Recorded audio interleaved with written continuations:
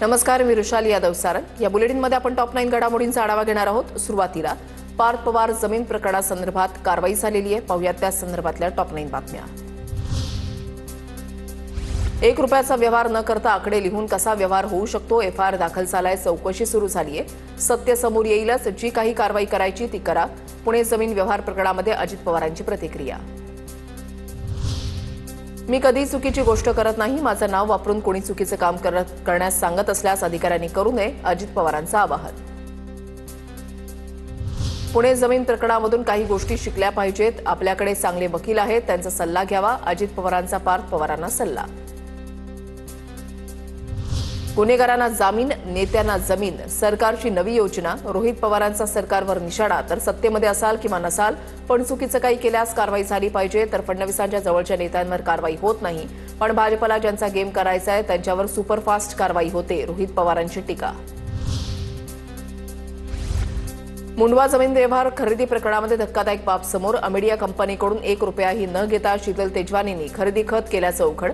300 कोटींची रक्कम कशी आणि केव्हा मिळेल याचा कोणताही उल्लेख खरेदी खतावर नाही। पुण्यामधील जमीन व्यवहार प्रकरणी निलंबित तहसीलदार सूर्यकांत येवलेंच्या पूर्वीच्या आदेशांची चौकशी होणार। पुण्याचे जिल्हाधिकारी जितेंद्र डुडी यांची माहिती। जमिनी हडप करणं अजित पवारांचा धंदा। पार्थ पवार वारसा चालवत आहेत। सगळे पवार ब्रिटिश ईस्ट इंडिया कंपनीचे सदस्य। पार्थ पवार जमीन व्यवहार प्रकरणावरून लक्ष्मण हाके यांची अजित पवारांवर टीका। भाड्याने बोलणाऱ्या नेत्यांना आम्ही भीक घालत नाही, बोलताना माहिती घ्यायला पाहिजे होती, सूरज चव्हाण यांची लक्ष्मण हाकेंवर टीका।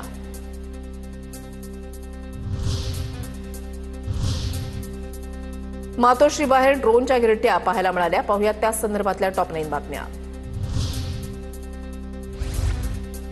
ठाकरेंच्या मातोश्री निवासस्थान परिसरामध्ये ड्रोनच्या गिरट्या। ठाकरेंच्या शिवसेनेच्या वरिष्ठ नेत्यांचा आरोप। मात्र पॉट टॅक्सीच्या सर्व्हेसाठी MMRDAनं परवानगीनेच ड्रोन उडवल्याचं मुंबई पोलिसांचं स्पष्टीकरण। कोणत्या सर्वेक्षणासाठी घराबाहेर ड्रोन उडवतात? मातोश्री परिसरात ड्रोननं गिरट्या घातल्यानंतर आदित्य ठाकरेंचा सवाल। पोलिसांकडून सर्व परवानग्या घेऊनच सर्वेक्षण केल्याचा MMRDAचा दावा। सहानुभूती मिळवण्यासाठी रचलेलं हे कुंभाड। भाजप नेते प्रवीण दरेकर यांचा आरोप। नरेटिव्ह तयार करणं, भावनिक वातावरण निर्माण करण्याचा प्रयत्न। रडीचा डाव खेळू नका, मैदानामध्ये या, लढा, असंही आव्हान। ठाकरेंची भीती वाटत असल्यानं त्यांच्यावर नजर ठेवण्याचा प्रकार। मातोश्री परिसरातील सुरक्षा वाढवावी, वरिष्ठ नेत्यांनी याची दखल घ्यावी। ठाकरेंच्या सेनेचे प्रवक्ते हर्षल प्रधान यांची मागणी।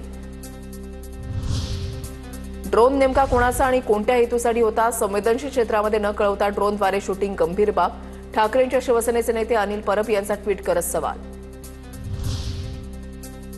केरवाडी पोलीस स्टेशनच्या सिनियर PI सुप्रिया पाटील मातोश्रीवर दाखल। मातोश्री निवासस्थान परिसरामध्ये ड्रोन उडवल्याचे समोर आल्यानंतर पोलीस अधिकारी काय माहिती देतात याकडे लक्ष।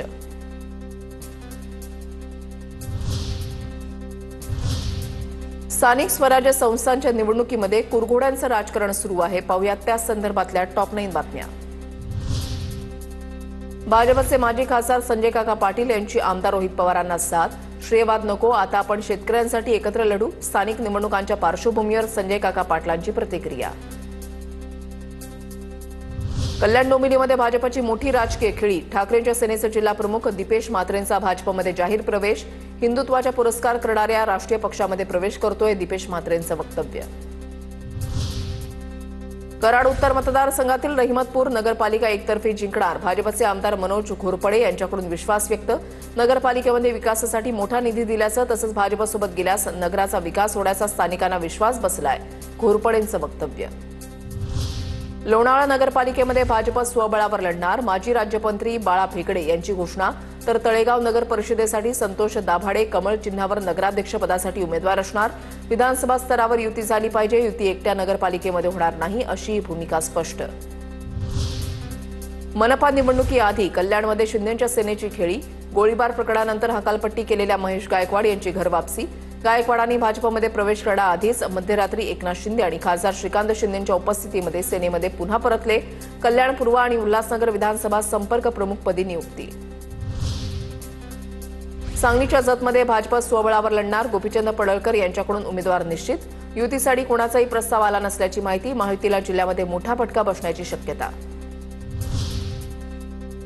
मनसेसोबतच्या युतीसंदर्भात सध्या कोणताही प्रस्ताव नाही. 12 तारखेलाही असा कोणताही प्रस्ताव येण्याची शक्यता धुसर. मनसेसोबतच्या युतीवर हर्षवर्धन सपकाळांची प्रतिक्रिया.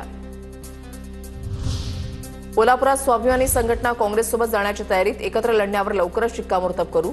स्वाभिमानी शेतकरी संघटनेचे नेते राजू शेट्टींची माहिती.